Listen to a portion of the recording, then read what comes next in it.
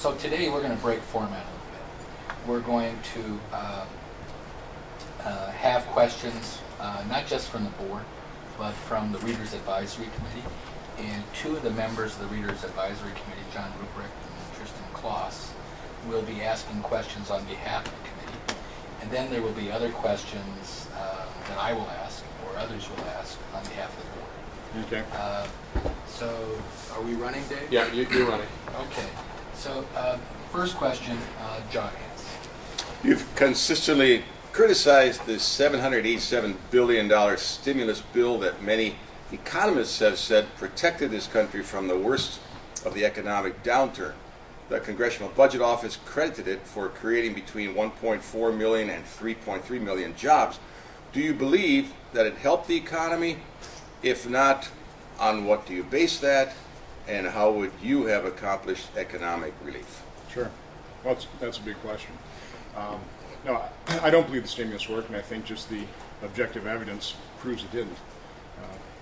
3 days before Senator Feingold cast a deciding vote for the stimulus bill, he issued a press release that said that it would create 2.4 million jobs. Create 2.4 million jobs. And I think when he says that, he's talking about net new jobs. We have 2.4 million more jobs in the first year, and 9 million jobs after 3 years. So I mean, we're into the stimulus now a year and a half, and we're down about 2.6 million jobs. Even if you take a look at that 1.5 million job figure, and I've seen different figures, so you do the math. Over $800 billion divided by, let's say it's 1 million jobs, that'd be about $800,000 a job. I've seen estimates anywhere between $300,000 to $500,000 per job supposedly saved. That's a pretty inefficient way to spend the American taxpayers' money. So the flaw in the stimulus is, first of all, it was passed very hastily.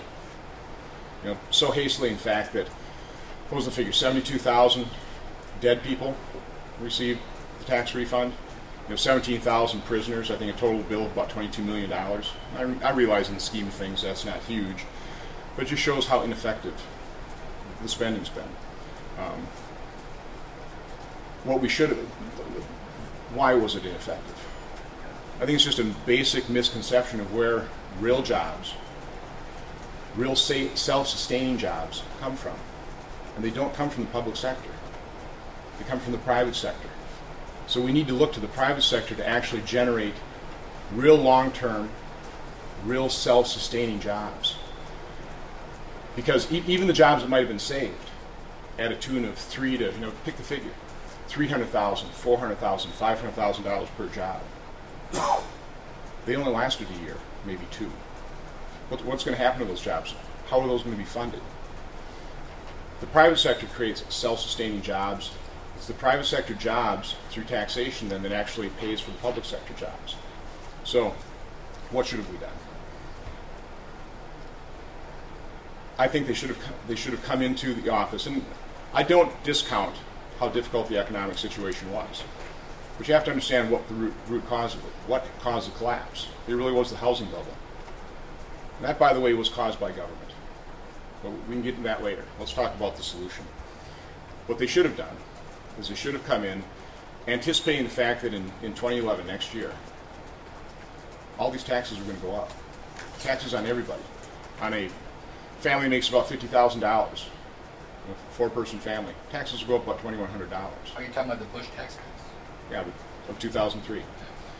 Taxes would go up by $2,100 per family. What they should have done is they should have come into office and said, we're not going to increase taxes in 2011.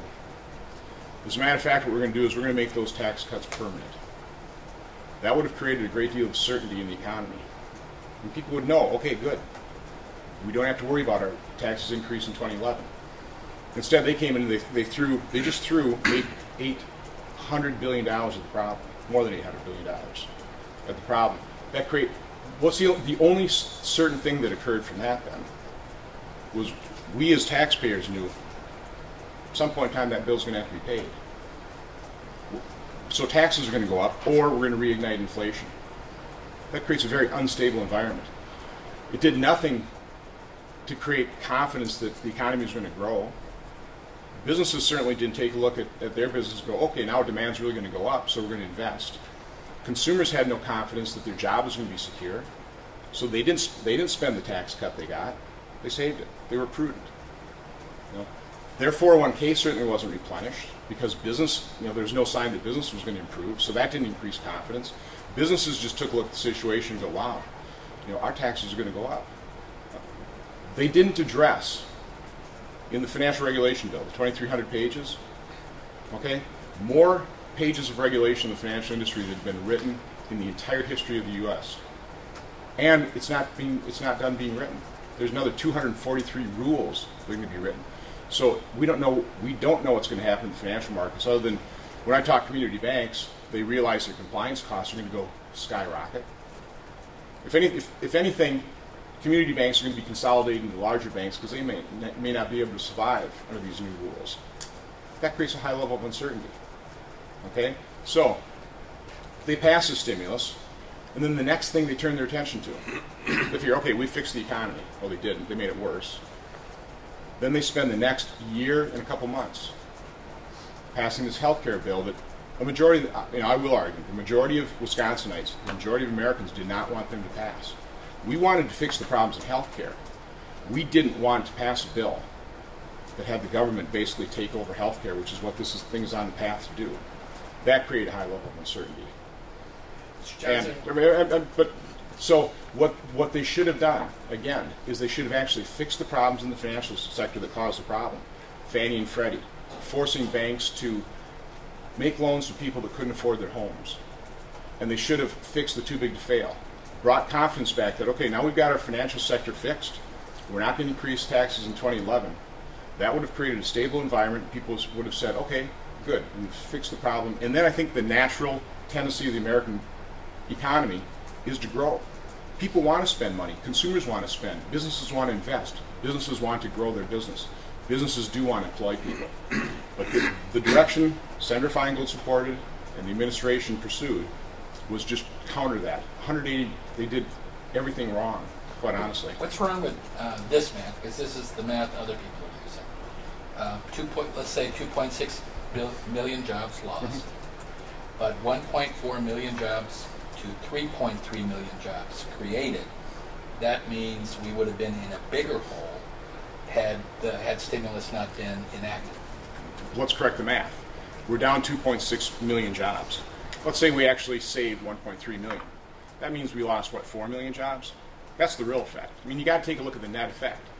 Now, I don't think Senator Feingold, when he issued that press release claiming there'd be 2.4 million jobs created, I don't think, did he just leave out the fact that in that process then we're going to be losing 5 million jobs to get to the 2.6 that we're really down? I mean, that certainly wasn't the implication. That's certainly not how I would have read that press statement or press release. Okay. So.